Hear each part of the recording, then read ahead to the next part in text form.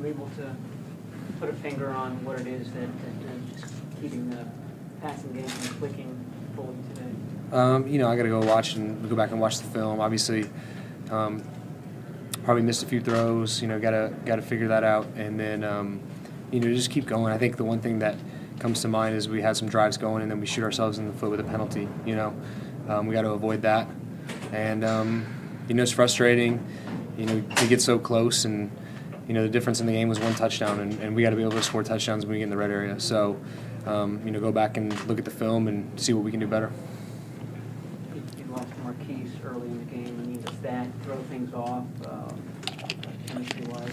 Obviously, you never want to lose someone. I think that's first and foremost, especially when he's a big part of your offense. But I think Aldrich stepped up and made some big plays for us, and I have a lot of trust in him, and so he kind of fills in that role. And I think Trent made a few big plays, and we knew it was going to be tough. We knew Peterson was going to match Pierre and make it tough, and Pierre got his few catches in there. But we really knew that the matchup would be better with Marquise and those guys. And when he goes down, Al just steps up and takes over, and you have the same amount of trust in him as you would have in Marquise.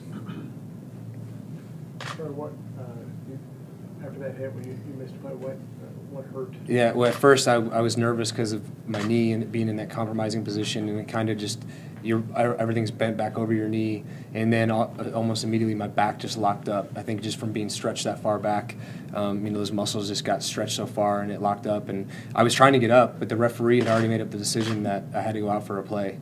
So I know that's for player safety and everything, but it kind of makes you nervous at first because your knee's in that compromising position. I'm thankful that usually I tore my right ACL, so I used to wear the brace on that knee just coming back from injury, and this year was the first year I felt comfortable enough to just switch it over to my left knee, which is more important as a quarterback to protect that plant leg. So I'm thankful that I did.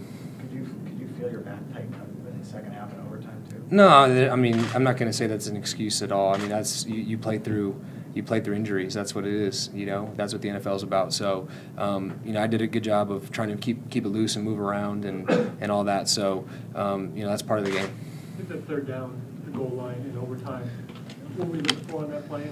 Yeah, we were looking for man coverage and hoping that we could get some one-on-ones, and it wasn't there. And obviously in that situation, you don't want to hold on to the ball. You're already there in field goal range, and so you don't wait too long to see if guys get open. Just throw it away and live with the field goal. It seemed like their game plan was to load the box and try to force you guys to throw.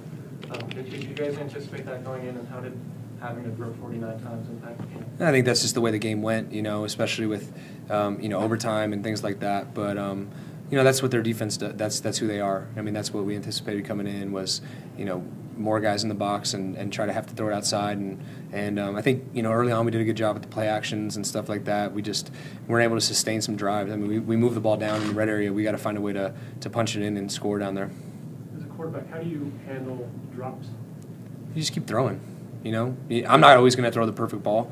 I don't expect those guys to be perfect. You always strive for it, but to me, I've never been one to say, "Oh, this guy dropped the ball. I'm not going to throw it to him." I'm going to try to go through the progression the best I can, the way I'm coached to do, and throw the ball to the guy that hopefully is the open guy. And so we all have to do better. I have to throw it better. We have to execute the plays better, and it's just so frustrating because we're so close. It's one thing if you get blown out and you say you never had a chance to win. I don't think, especially the last 3 weeks in particular, I don't feel that way. So it's frustrating, and we just got to figure out what it is and really be hard on ourselves and come back and be ready to go next week. That was good. Right. Thanks. Yeah, go ahead. Just as a offensive player, you've got it all game. What's it like to watch the ball go up in the end zone to Larry Fitzgerald, and just to have to be an observer for that sequence? It's tough.